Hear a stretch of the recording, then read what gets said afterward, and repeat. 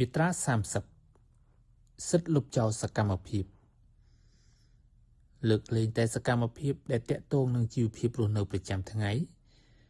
សកម្មភាពដែលបានធ្វើឡើងដោយជននៅក្រោមហេតុបឋមដោយគ្មានការយល់ព្រមពីហេតុបឋមកៈដូចខាងក្រោមនេះអាចលុបចោលបានកការទទួលឬការប្រើប្រាស់ទុនខការខ្ចីទ្រព្យឬការធានាគការធ្វើសកម្មភាពដែលមានគោលបំណងទទួលបានឬធ្វើឲ្យបាត់បង់សិទ្ធិដែលតាក់ទងនឹងអចលនវត្ថុឬទ្រព្យសម្បត្តិដែលមានសារៈសំខាន់ផ្សេងទៀតខការធ្វើសកម្មភាពបណ្ដឹងងការធ្វើប្រទានកម្មឬធ្វើកិច្ចសន្យាស្រស់ស្រួលឬធ្វើកិច្ចសន្យាមជ្ឈត្តកម្មចការទទួលស្គាល់នៅសន្តតិកម្មឬការ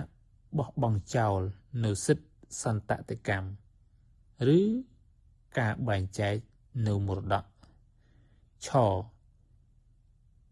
ការប្រកែកមិនទទួលប្រទានកម្មឬអចយទានឬការយល់ព្រមទទួលនៅប្រទានកម្មឬអចយទានដែលភ្ជាប់នឹងបន្ទុកការសាងសង់សំណង់ថ្មីការសង់ឡើងវិញការសង់បន្ថែម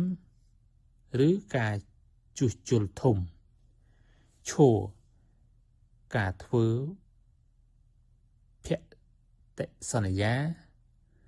ដែលមានអំឡុងពេលលើសពី3ឆ្នាំចំពោះដីធ្លីលើសពី2ឆ្នាំចំពោះអគារលើសពី6ខែចំពោះចលនវត្ថុញសកម្មភាពដែលតុលាការបានប្រកាសជាពិសេសថាចាំបាច់ត្រូវមាន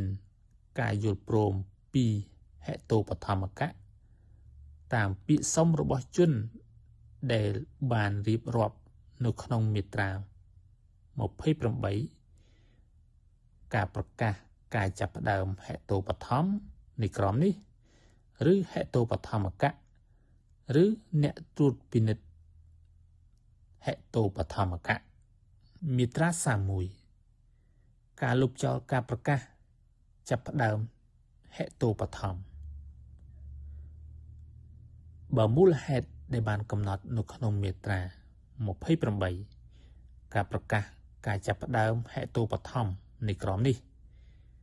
បានរលាយតុលាការត្រូវលុបចោលនៅការប្រកាសចាប់ផ្ដើមហេតុបឋមតាមពាក្យសុំរបស់សម័យខ្លួនសហព័ន្ធញាតិដែលស្ថិតនៅក្នុង4ថ្នាក់អ្នកអាណាព្យាបាលសម្រាប់អនិច្ចជនអ្នកត្រួតពិនិត្យអ្នកអាណាព្យាបាលសម្រាប់អនិច្ចជនហេតុបឋមកៈអ្នកត្រួតពិនិត្យហេតុបឋមកៈមេឃុំឬចៅសង្កាត់នៃលំនៅឋានរបស់ជននោះឬតំណាងអัยការ